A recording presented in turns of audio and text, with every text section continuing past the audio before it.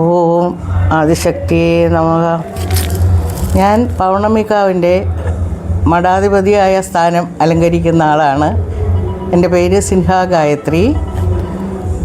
ഇവിടെ ആദിശക്തിയുടെ വിഗ്രഹം പ്രതിഷ്ഠ നടത്തുകയാണ്. അത് രാജസ്ഥാനിലെ ശില്പികളെ കൊണ്ടാണ് ഈശ്വരൻ്റെ ഇച്ഛയനുസരിച്ച് ആ ശില്പം കൊത്തിയെടുത്തിട്ടുള്ളത്. 23.5 അടി ഉയരമുള്ള ശില്പമാണ് ആദിശക്തിയുടേത്. ആദിശക്തിയുടെ കാവൽ ദേവതകളായി വരുന്നത് രാജമാതംഗി ദേവിയും ദുർഗാദേവിയുമാകുന്നു. ഇപ്പോൾ ആദിശക്തിയുടെ പ്രതിഷ്ഠിക്കാനുണ്ടായ കാരണമെന്ന് വെച്ചാൽ 2022 ഞങ്ങൾ മഹാകാളിക യാഗം 10 ദിവസം നീണ്ടു നിൽക്കുന്ന മഹാകാളിക യാഗം ഇവിടെ പൗർണമിക്കാവ് യാഗമണ്ഡപത്തിൽ വെച്ച് നടത്തുകയുണ്ടായി. 2023 പ്രപഞ്ചയാഗം നടത്തിയിരുന്നു, 7 ദിവസം നീണ്ടു നിൽക്കുന്നത്.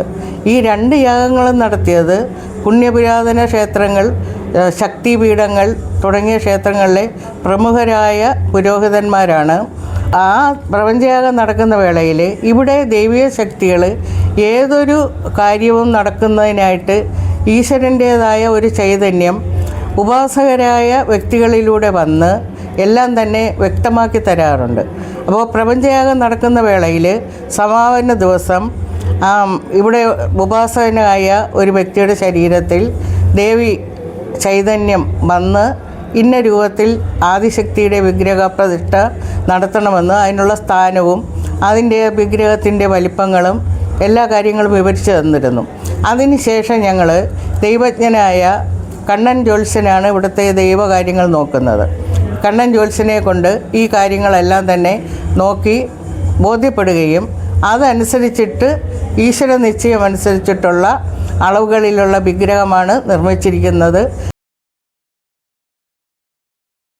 ബാലത്രിപുരസുന്ദരി ദേവിയുടെ നിർദ്ദേശം അനുസരിച്ച് 2026 ഡിസംബർ മാസം ജനുവരി മാസം ഡിസംബർ ലാസ്റ്റ് ജനുവരി ആദ്യം വരുന്ന രീതിയിൽ 10 ദിവസം നീണ്ടു നിൽക്കുന്ന മഹാകാളിക യാഗം വീണ്ടും നടത്താൻ പോവുകയാണ്. അതിൻ്റെ കാര്യങ്ങളെല്ലാം ഞങ്ങളിങ്ങനെ ഓരോ കാര്യമായിട്ട് ചെയ്തു വന്നുകൊണ്ടിരിക്കുകയാണ്.